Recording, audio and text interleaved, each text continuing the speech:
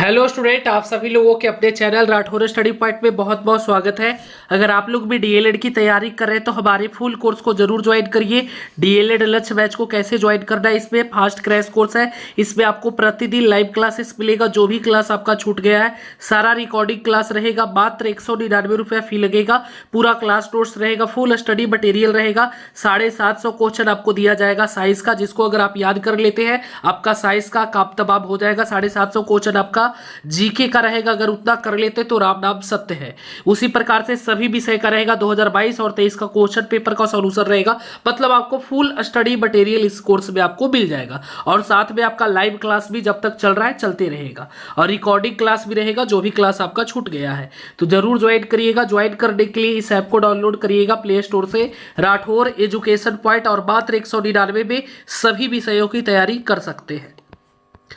चलिए तो आज के क्लास को शुरू करते हैं। साइंस का आज बहुत ही महत्वपूर्ण क्लास लेकर आया आप लोगों के लिए। अगर चैनल पर पहली बार आए हैं तो चैनल को सब्सक्राइब कर लीजिएगा। और इसका पीडीएफ अगर आप लोगों को चाहिए तो इसका पीडीएफ आप लोगों को टेलीग्राम पर मिल जाएगा। टेलीग्राम का लिंक आपको डिस्क्रिप्शन में मिल जाएगा, या टेलीग्राम पर जाके सर्च कर लेंगे राठौर स्टडी पॉइंट। और ध्यान रहे कि इस क्लास का टेस्ट रात 8 बजे टेलीग्राम पर लिया जाएगा। और अगर आप टेस्ट में टॉप करते हैं तो आपको प्राइज भी दिया जाएगा। और कुछ ही दिनों में सेट भी शुरू हो रहा है, बिल्कुल फ्री है, तो टेलीग्राम से जरूर ज्वाइन करिएगा। पहला क्वेश्चन है, किस दर्पण में बड़ा प्रतिबिंब बनता है? किस दर्पण में बड़ा प्रतिबिंब बनता है? याद रखिएगा, अवतल दर्पण में। अवतल बड़ा प्रतिबिंब बोलेगा तो अवतल दर्पण में बड़ा प्रतिबिंब बनता है। चलिए, दाढ़ी बनाने में किस प्रकार के दर्पण का प्रयोग होता है? दाढ़ी बनाने में हम लोग अवतल दर्पण का प्रयोग करते हैं। ऑप्शन यही सही हो जाएगा हमारा। चलिए नेक्स्ट क्वेश्चन है, लेंसों के मुख्य फोकस की संख्या कितनी है? लेंसों के मुख्य फोकस की संख्या कितनी है? लेंसों के मुख्य फोकस की संख्या कितनी है? सभी प्रश्न को आपको याद कर लेना है, 2। चलिए नेक्स्ट क्वेश्चन है हमारा, निर्वात में प्रकाश की चाल क्या होती है? निर्वात में प्रकाश की चाल 3 × 10 के पावर 8 मीटर सेकंड, यानी ऑप्शन ए हो जाएगा। चलिए नेक्स्ट क्वेश्चन है, कॉर्निया में दोष अर्थात उसके पूर्णतः गोलीय न होने के कारण किस प्रकार का नेत्र दोष होता है? कॉर्निया में दोष अर्थात उसके पूर्णतः गोलीय न होने के कारण किस प्रकार का नेत्र दोष होता है? याद रखिएगा, अभिदुग्धता। चलिए, निकट दृष्टि वाले व्यक्ति के चश्मे में इस्तेमाल करते हैं। निकट दृष्टि वाले व्यक्ति चश्मे में इस्तेमाल क्या करता है? तो वो करेगा अवतल दर्पण का, अवतल लेंस का। देखिए, निकट बोलेगा तो अवतल लेंस, दूर दृष्टि बोलेगा तो उत्तल लेंस हो जाएगा। चलिए नेक्स्ट क्वेश्चन है, निकट दृष्टि दोष दूर करने के लिए किस लेंस का व्यवहार करते हैं? निकट दृष्टि दोष, तो याद रखिएगा अवतल लेंस का। चलिए नेक्स्ट है, डायनोमो से किस प्रकार की धारा प्राप्त होती है? डायनोमो से किस प्रकार की धारा प्राप्त होती है? तो आपको पता होगा, एसी और डीसी। याद रखिएगा, प्रतिवर्ती और दिष्ट धारा, यानी कि ऑप्शन सी हो जाएगा हमारा। चलिए नेक्स्ट है, विद्युत शक्ति का एसआई मात्रक है। विद्युत शक्ति का एसआई मात्रक है, याद रखिएगा वाट। विद्युत शक्ति का एसआई मात्रक है वाट। चलिए नेक्स्ट क्वेश्चन है, विद्युत चुंबक बनाने के लिए उपयुक्त पदार्थ है। विद्युत चुंबक बनाने के लिए उपयुक्त पदार्थ है, याद रखिएगा नरम लोहा। चलिए नेक्स्ट क्वेश्चन है, ताप बढ़ने पर चालक का प्रतिरोध। ताप बढ़ने पर चालक का प्रतिरोध क्या होता है? ताप बढ़ने पर चालक का प्रतिरोध बढ़ता है, याद रखेंगे बढ़ता है। विद्युत धारा उत्पन्न करने की युक्ति को कहते हैं। विद्युत धारा उत्पन्न करने की युक्ति को क्या कहते हैं? जनित्र, याद रखेंगे जनित्र। विद्युत धारा उत्पन्न करने की युक्ति को जनित्र कहते हैं। इसका पीडीएफ आप लोगों को टेलीग्राम पे मिल जाएगा, टेलीग्राम से ज्वाइन कर लीजिए। फ्लेमिंग के वाम हस्त नियम में अंगूठा किसकी दिशा को संकेत करता है?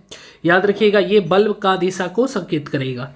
नेक्स्ट क्वेश्चन है हमारा, विद्युत जनित्र में यांत्रिक ऊर्जा किस ऊर्जा में परिवर्तित किया जाता है? यांत्रिक ऊर्जा को, विद्युत जनित्र में यांत्रिक ऊर्जा को किस ऊर्जा में परिवर्तित किया जाता है? तो विद्युत ऊर्जा में। नाभिकीय ऊर्जा प्राप्त करने हेतु आवश्यक है। नाभिकीय ऊर्जा प्राप्त करने हेतु आवश्यक है। नाभिकीय ऊर्जा प्राप्त करने हेतु आवश्यक है यूरेनियम, याद रखिएगा यूरेनियम। चलिए नेक्स्ट क्वेश्चन है, इनमें से कौन नवीकरणीय ऊर्जा है? नवीकरणीय, जिसको हम लोग पुनः प्राप्त कर सकते हैं, सौर ऊर्जा को। चलिए नेक्स्ट क्वेश्चन है, भोजन का पचना तथा पकाना किस प्रकार की अभिक्रिया है? भोजन का पचना या पकाना किस प्रकार की अभिक्रिया है? याद रखिएगा, ऑक्सीकरण उपचयन अभिक्रिया बोलते हैं इसको, उपचयन अभिक्रिया। चलिए, अभिक्रिया किस प्रकार की है? ये अभिक्रिया किस प्रकार की है? याद रखिएगा, ये आपका अपघटन अभिक्रिया हो जाएगी। याद रखिएगा, ये कई बार पूछ भी चुका है डीएलएड में। चलिए, किस प्रकार की रासायनिक अभिक्रिया है? किस प्रकार की रासायनिक अभिक्रिया है? किस प्रकार की रासायनिक अभिक्रिया है? याद रखिएगा, उपचयन। उपचयन।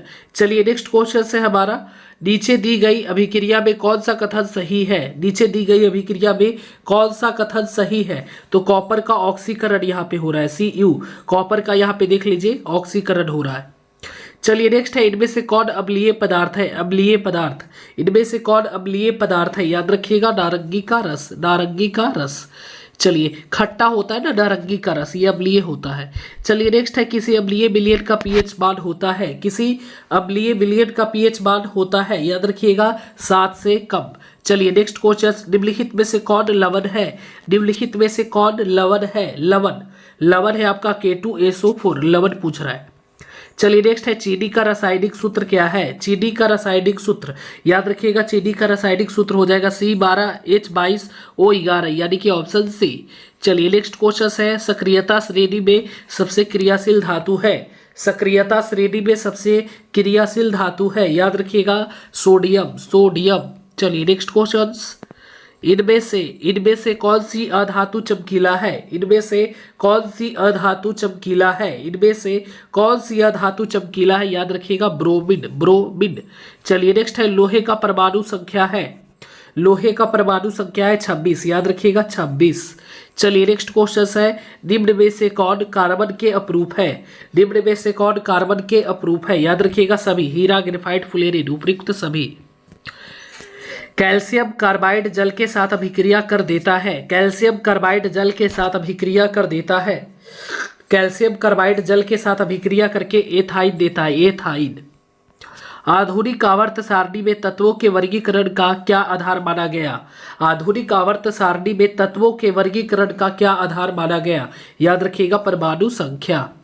आवर्त सारणी के प्रथम वर्ग के सदस्य है। आवर्त सारणी के प्रथम वर्ग के सदस्य है, याद रखिएगा, कौन हो जाएगा? तो सही है, क्षारीय धातु। अगला क्वेश्चन है, हीलियम परमाणु के बाहरी कक्षा में कितने इलेक्ट्रॉन रहते हैं? हीलियम परमाणु के बाहरी कक्षा में कितने इलेक्ट्रॉन रहते हैं? याद रखिएगा, 2। चलिए, नेक्स्ट क्वेश्चन है, रंध्रों द्वारा जल का निष्कासन क्या कहलाता है? अस्टोमेटा द्वारा जल का निष्कासन क्या कहलाता है? याद रखिएगा, वाष्पोत्सर्जन। वाष्पोत्सर्जन। हेमोग्लोबिन की कमी से क्या होता है? हेमोग्लोबिन की कमी से क्या होता है? याद रखिएगा, एनीमिया। एनीमिया। चलिए, नेक्स्ट क्वेश्चन है, अमाशय के जठर रस में पाए जाते हैं? अमाशय के जठर रस में पाए जाते हैं हाइड्रोक्लोरिक HCl भी पाया जाता है, जो कि आप लोग पढ़े होंगे, अगर डाइजेस्टिव सिस्टम तो मालूम होगा, पेप्सी, नोजेन और स्लेस्माइन में से सभी, ऑल ऑफ दीज। आहार नाल का सबसे लंबा भाग है? आहार नाल का सबसे लंबा भाग है छोटी आंत, याद रखिएगा। चलिए, नेक्स्ट क्वेश्चन है हमारा, न्यूरॉन के केंद्रक कहाँ उपस्थित होता है? न्यूरॉन के केंद्रक न्यूक्लियस का उपस्थित कहाँ होता है? न्यूक्लियस कहाँ, कौन से केंद्रक में उपस्थित होता है? याद रखिएगा, सही हो जाएगा, कोशिका काय। कोशिका काय में। चलिए, नेक्स्ट क्वेश्चन, मनुष्य के शरीर की सबसे बड़ी ग्रंथि, मनुष्य के शरीर की सबसे बड़ी ग्रंथि है लीवर, याद रखिएगा, यकृत। चलिए, नेक्स्ट है, इनमें से जनन ग्रंथि कौन है? इनमें से जनन ग्रंथि कौन है?